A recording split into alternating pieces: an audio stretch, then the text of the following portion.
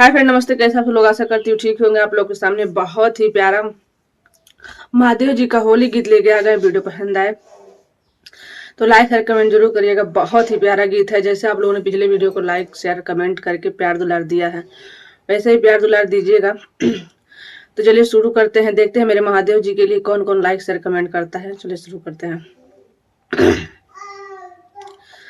शिव जी कुछ ना मांगीला, एगो फूल मांगीला। शिव जी कुछ ना मांगीला, एगो फूल मांगीला। शिव जी राउरे चरनिया के धूल मांगीला। शिव जी राउरे चरनी या के धूल मांगीला। गुरुजी कुछ ना मांगीला, एगो फूल मांगीला। गुरुजी कुछ ना मांगीला, एगो फूल मांगीला।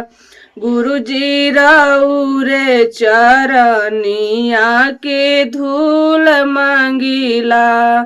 जनकपुर नगरिया ऐसन नई हर मांगीला। अवधनियन ससुरार मांगीला। शिवजी कुछ ना मांगीला, एगो फूल मांगीला। शिवजी राउरे चरनिया के धूल मांगीला। गुरुजी राउरे चरनिया के धूल मांगीला। लखन भरत ऐसन देवर मांगीला।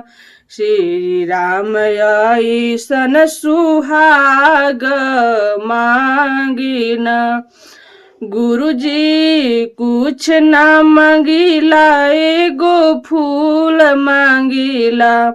गुरुजी राउरे चरनिया के धूल मांगीला।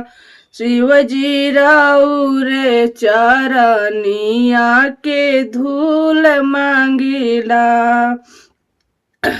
लव कुश ऐसन बेटा मांगीला।